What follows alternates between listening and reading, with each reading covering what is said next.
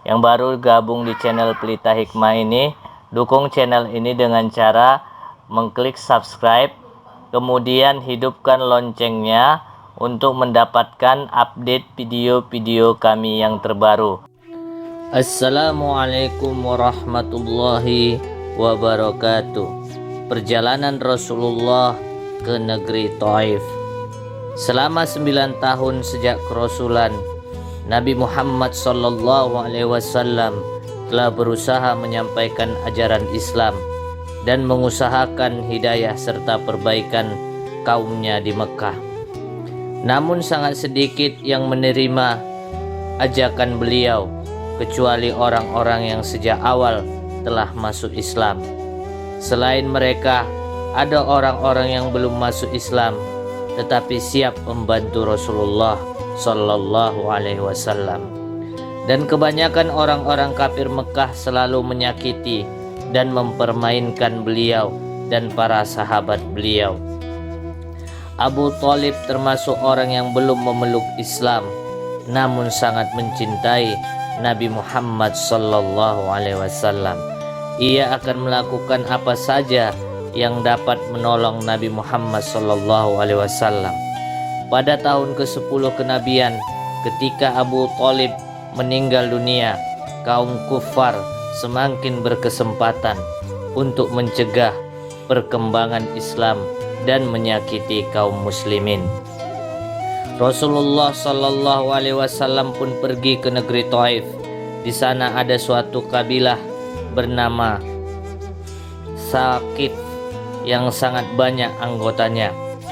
Beliau berpendapat jika mereka memeluk Islam, kaum muslimin akan terbebas dari siksaan orang-orang kafir tersebut dan akan menjadikan kota itu sebagai pusat penyebaran Islam. Setibanya di Taif, Nabi Muhammad Sallallahu Alaihi Wasallam langsung menemui 3 orang tokoh masyarakat dan berbicara dengan mereka, mengajak mereka kepada Allah dan mengajak mereka agar membantu Rasulullah Sallallahu Alaihi Wasallam. Namun mereka bukan saja menolak, bahkan sebagai bangsa Arab yang terkenal dengan adatnya yang sangat menghormati, itu pun tidak mereka lakukan. Bahkan mereka menjawab dengan terang-terangan dan menerima beliau dengan sikap yang sangat buruk. Mereka menunjukkan perasaan tidak suka dengan kedatangan Nabi Muhammad Sallallahu Alaihi Wasallam. Pada mulanya beliau berharap agar kedatangan beliau kepada tokoh masyarakat itu akan disambut dengan baik dan sopan. Ternyata sebaliknya, di antara mereka ada yang berkata, "Wahai, kamukah orang yang dipilih oleh Allah sebagai nabinya?" Yang lain berkata, "Tidak adakah orang selain kamu yang lebih pantas dipilih Allah sebagai nabinya?" Yang ketiga berkata, "Aku tidak mau berbicara denganmu, sebab jika kamu memang seorang nabi seperti pengakuanmu, lalu aku menolakmu, tentu itu tidak akan mendatangkan bencana. Dan jika kamu berbohong, aku tidak ingin berbicara dengan orang-orang seperti itu." Setelah itu, dengan perasaan sedih terhadap mereka, Nabi Muhammad SAW berharap dapat berbicara dengan orang-orang selain mereka. Inilah sifat Nabi Muhammad SAW yang selalu bersungguh-sungguh, teguh pendirian dan tidak mudah putus asa. Ternyata tidak seorang pun di antara mereka yang bersedia menerima beliau. Bahkan mereka membentak beliau dengan berkata, "Keluarlah kamu dari kampung ini, pergilah kemana saja yang kamu sukai." Ketika Nabi Muhammad SAW sudah tidak dapat mengharapkan mereka dan bersiap-siap akan meninggalkan mereka, mereka menyuruh anak-anak kota tersebut mengikuti Nabi Muhammad SAW, lalu mengganggu, mencaci, serta melemparinya dengan batu sehingga sandal beliau berlumuran darah.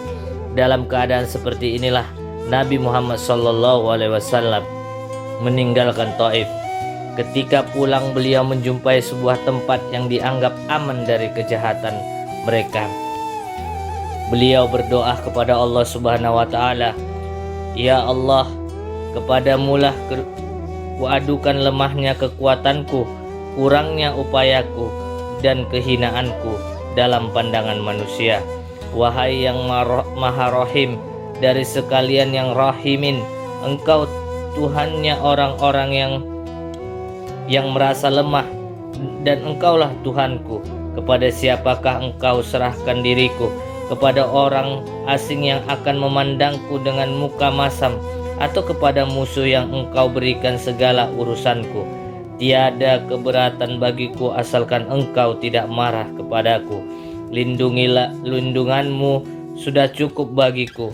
Aku berlindung kepadamu dengan nur wajahmu yang menyinari segala kegelapan, dan dengannya menjadi baik dunia dan akhirat, dari turunnya murkamu kepadaku atau turunnya ketidakriduanmu kepadaku. Jauhkanlah murkamu hingga Engkau ridho. Tiada daya dan upaya melainkan denganmu."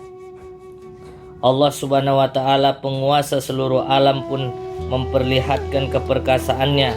Demikian sedih doa Nabi Muhammad sallallahu alaihi wasallam, sehingga Jibril alaihissalam datang untuk memberikan salam kepada beliau dan berkata, "Allah mendengar perbincanganmu dengan kaummu, dan Allah pun mendengar jawaban mereka, dan Dia mengutus kepadamu malaikat penjaga gunung agar siap melaksanakan apapun perintahmu kepadanya." Malaikat itu pun datang dan memberi salam kepada Nabi Muhammad sallallahu alaihi wasallam seraya berkata, "Apapun yang engkau perintahkan akan kulaksanakan. Bila engkau suka, akan kubenturkan kedua gunung di samping kota ini, sehingga siapa saja yang tinggal di antara keduanya akan hancur binasa. Jika tidak, apapun hukuman yang engkau inginkan, aku siap melaksanakannya." Siap melaksanakannya, wahai Rasulullah. Rasulullah Shallallahu Alaihi Wasallam yang bersifat pengasih dan mulia menjawab, "Aku hanya berharap kepada Allah, seandainya saat ini mereka tidak menerima Islam, semoga kelak keturunan mereka akan menjadi orang-orang yang beribadah kepada Allah." Demikianlah akhlak Nabi yang mulia. Kita mengakui sebagai pengikutnya, namun ketika kita ditimpa sedikit kesulitan atau celaan, kita langsung marah, bahkan menuntut balas seumur hidup. Kezoliman dibalas dengan kezoliman, sambil terus mengaku bahwa kita adalah umat Nabi Muhammad sallallahu alaihi wasallam. Padahal dengan pengakuan itu, seharusnya segala tingkah laku kita mengikuti beliau. Jika mendapat kesulitan dari orang lain, Nabi Muhammad sallallahu alaihi wasallam tidak pernah mendoakan keburukan dan tidak pernah berkeinginan menuntut balas.